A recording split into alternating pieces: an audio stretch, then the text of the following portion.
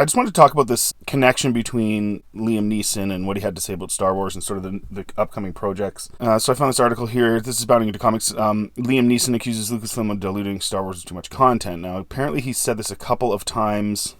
He's asked if fans come up to him, and he says, not all the time. I mean, it is a cult. There's so many movies and spin-offs, among other things. You're diluting the whole thing, I think. That's my personal thing. So he's basically saying, personally, I think they're diluting it. I've been saying that for a while. It's just way too much Star Wars stuff. Returning to the question, he said, but yeah, occasionally, kids after a Star Wars autograph. I don't want to give autographs. We're at an airport. Oh, look, it's not the kid, it's the grandfather. There he is, or the dad.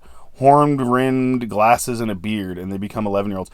That's another thing I just wanted to say. To all you, grown men, there's nothing wrong with being into Star Wars, but, don't be running around googly-eyed at the actors and stuff. You look like a goof when you do that. It just looks kind of dumb when you're like, oh, can I have your autograph, Liam? Oh my god, Qui-Gon. Ultimately, Liam Neeson is an actor playing a role, and he's played lots of other roles. He's not Qui-Gon Jinn. Qui-Gon Jinn is a character that George Lucas made up. So, anyway, the point is Star Wars is diluted. Neeson's comments about there being too much Star Wars content and the brand being diluted is something he previously shared back in February during a bit with Men's Health, where he responded to a number of questions from Twitter users. Responding to one user who questioned if he would pop up in another Star Wars prequel, Neeson responded, no. Star Wars, no. As much as I admire them, there's just so many of them now. They're so I've lost track, unfortunately. But there's too many of them. And then Bounding into Comics goes into talk about how the irony of how Bob Iger, after Solo, lost a ton of money, and the response from The Last Jedi and stuff and everything else said that they maybe are doing too much. And of course, then they went on to do just show after show after show. Kennedy, we're not just looking at what the next 3 movies might be, or talking about this in terms of a trilogy. We're looking at what is the next decade of storytelling. And guys, I've been saying this for a really long time. This whole thing is insane. One of the big draws of Star Wars was the rarity.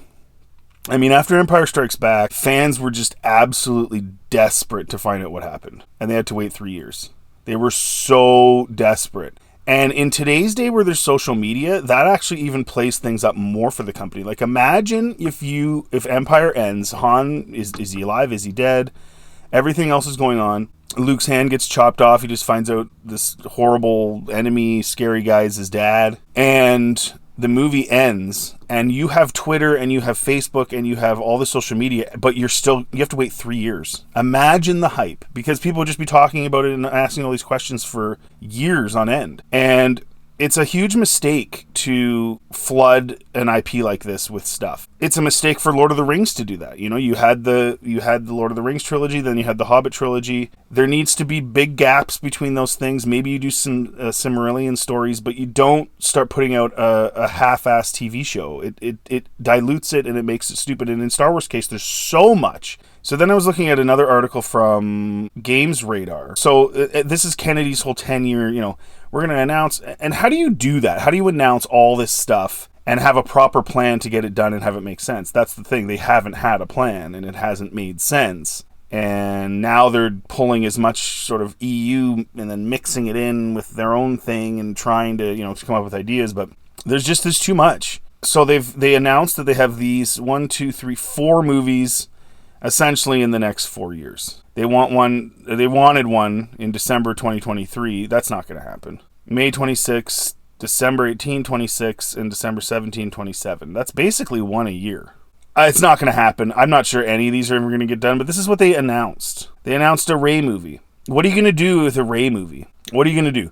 We know from StarWars.com, their official canon, that Rey healed Kylo from the dark side when she healed him, that it cleared his mind from the darkness. So if you have this Force user now that's so powerful that she can shoot lightning and also heal everybody and also turn a dark side user using healing, there's no story. There's no tension. There's nowhere to go there, except for just sort of some sort of extreme over-the-top villain that's just ridiculous. And so it's becoming cartoonish. And so having another Rey movie where she essentially steals Luke's New Jedi Order from the EU, it doesn't make any sense. They have lost Damon Landau. He was the story editor, and he actually submitted a full story, but then walked. So something happened, and this is happening all the time with Lucasfilm. They'll hire a director, fire a director, this happens, that happens, and that's a sign of a really, really poorly organized and executed plan by Kathleen Kennedy with too much going on at the same time. It's too much to handle, and so now you've lost your lead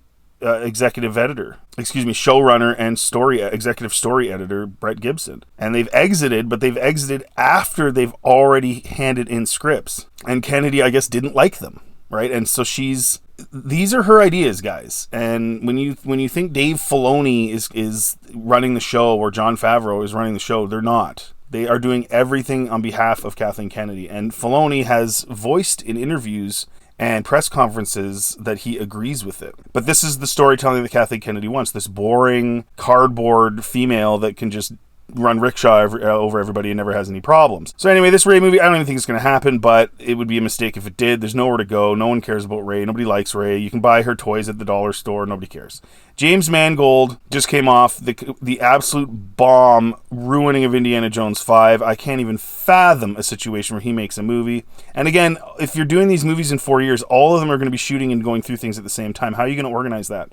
Like, I don't know if Kathleen Kennedy sees herself as that superwoman that can just handle all of this because she is very much involved. You can't. It's too much. Mangold says, from the moment I stepped in and George Lucas brought me into the company, there's been a lot of interest in that.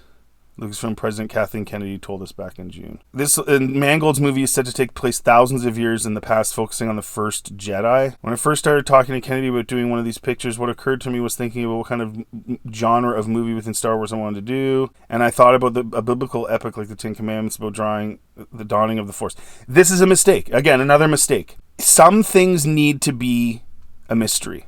The Force needs to be, to some degree, a mystery. Yes, you can say it's, all living things and it's flowing through everybody, yada yada. But there has to be a mystery about it. And having a movie about the first Jedi figuring out how to use the Force can only end in dumb. It can only end in dumb because it's either going to be Rey and just understands how to do everything, right? Or they're going to be reading off of out of some book or some tablet or something, which then you're going to say, well, where did those come from? So there must have been somebody before that. It just leads to all types of questions that are not going to be answered adequately. There's no way to answer them adequately. And again, I don't think it's a good idea considering he just put together Indiana Jones 5, which was a total disaster. And it was another Kathleen Kennedy self-insert with the goddaughter of Indy and everything else. So I would assume that the first Jedi will be another brunette woman, because that's what she does. Dave Filoni Star Wars movie. Dave Filoni is having a very, very difficult time working with live actors. You can tell with the Ahsoka show that he doesn't really know how to direct live. People like his cartoons, and I don't like his cartoons, but people like his cartoons, and for cartoons, I guess that they're okay. And in the cartoon world, the animators show the emotion. The voiceover is the voiceover, and then they show the emotion through the animation. I've never seen a show where everybody is so over-the-top stoic and unemotional as the Ahsoka show. There's just no emotion. I mentioned it even when Hera is all by herself with her little ship, going after the transport ship, getting shot at, and she's just completely like, well, yeah, we should do that. Oh, yeah, make sure you find the tracker. There's no like, oh, hurry up, find the tracker, blah, blah, blah, like there used to be in Star Wars, right, where people are panicking. Han's panicking, everyone's panicking because you're getting attacked. You could die. And so I don't think Filoni's appropriate for live action. I don't think he's a very good director. I don't think his stories are very good. I think he takes just the most basic cartoon, half-hour, 22-minute, whatever shows, and now that's being inserted into live action, and I don't think that's going to make any sense. And then when you factor in, it will bring together the Disney Plus shows so far, Mandalorian, Ahsoka, and Book of Boba Fett, into a cinematic event that will take place between Return of the Jedi and The Force Awakens. So he's going to try and make a movie make sense of the mess that has been created by these shows, and somehow make that coexist with the OT, which it doesn't anymore. Where was Ahsoka? There's all these Jedi everywhere. I would not do this. This is a mistake. And then you got Taika Waititi, who's made some of the stupidest comments. He's made some terrible films. Will direct an upcoming Star Wars movie written by Christy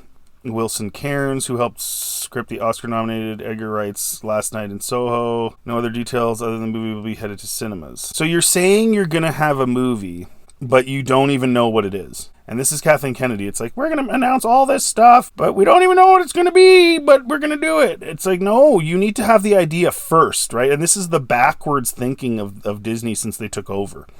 They took over and they said, we have to do a sequel trilogy, and then they inserted a story into that. What they should have done is say, do we have a story that's viable and good? And then once we figure that out, then we'll announce that we're coming out with these movies. But they do it ahead before they even have any ideas. And this is the same thing. They don't have any ideas and it's already been announced. Well, what if the idea sucks? What if what he writes is garbage? Why would you announce it? It doesn't make any sense. And that's why there's always, oh, well, no, this project's canceled, this director's canceled. It's very, very stupid. It's a really terrible way to run a company. He hinted he'd be exploring a new side of Star Wars. Look, I think the Star Wars universe to expand. It has to expand. I don't think that I'm any use in the Star Wars universe making a film where everyone's like, oh, great, well, that's the blueprint to the Millennium Falcon. That's Chewbacca's grandmother. That all stands alone. That's great, though I would like to take something new and create some new characters and expand the world. Otherwise, it feels like it's a very small story. Not really. Right now, it's Liam Neeson said that it's so diluted. There's so much crap going on that you can't even tell what's going on anymore. The film is still in the works. He's writing the script himself. He doesn't really want to bring others into that process, and I don't blame him. So we want to protect that, and that's what he's doing. But we're going to make that one. We're going to make that one day. How can you just say that? What if it sucks? Like, that's so dumb. Sean Levy is getting one too. So he's working on Deadpool. I'm very aware of the ratio of filmmakers who get to the starting line, but here's my attitude. I have this golden ticket into a galaxy far, far away, and I'm going to devote myself to developing a screenplay that gives me the privilege of making this movie. So essentially, I don't even know why they're announcing these as movies. These guys haven't even started screenplays. Like, that doesn't even make any sense. And then you have, like, this is just absolute nonsense. Rian Johnson. Really? Rian Johnson trilogy? The guy who did The Last Jedi that destroyed half the fan base left because of him? He'd be heading up a brand new Star Wars trilogy. New characters from a corner of the galaxy the Star Wars lore has never explored before. All these guys are like thinking they're going to like make some groundbreaking Star Wars thing. And he already tried that and it was terrible what he did to Luke. And in that movie, there was so much nonsense. Free the bunny horses so that they can just get caught again. And there's just a lot of dumb stuff. The trilogy's on the back burner because Ryan has been unbelievably busy with Knives Out. Yeah, right. Like as if you're doing Knives Out and somebody says, "Hey, here's a Star Wars trilogy." And you go, "Well, no, I'm going to focus on Knives Out." And no, he's not. I've talked to Kathleen about it and we're still talking about it. I had such an amazing experience with The Last Jedi. It's entirely a matter of scheduling for me. Putting this out and making the next one of these, the answer is I don't know. Well, yeah, because it's not happening. Rogue Squadron got canceled. Feige's movie got canceled. There's all types of other canceled. So they're going to... Most of these... How can they not get canceled? Skeleton Crew did get made. I don't think anyone's going to watch it. And/or season 2's coming, I'm sure. Okay, they already even had a trailer. August 2024. But I mean, it's again, this is so diluted. Acolyte, another one coming out. A droid story. Lando. Like, it's just on and on and on and on and on. Dilute. Right? Liam Neeson's 100% correct. It's just, it's so diluted that you'd have to like devote your entire life to it like a religion to keep up with with the storylines. And then on top of that, you have to do mental gymnastics to make certain things you see on screen, you know, have justification. So anyways, this is just, it's too much. It's diluted and it's poorly organized and they're doing things backwards. They're announcing things before they even have stories or know what they're going to do. So what do you guys think? Let me know in the comment sections. Thanks for listening. Thanks for checking out my videos. Check out my other Star Wars videos, Star Wars Reimagined, or I have other stuff as well on my channel. And like and subscribe if you like the content. Thanks for listening. Have a good day.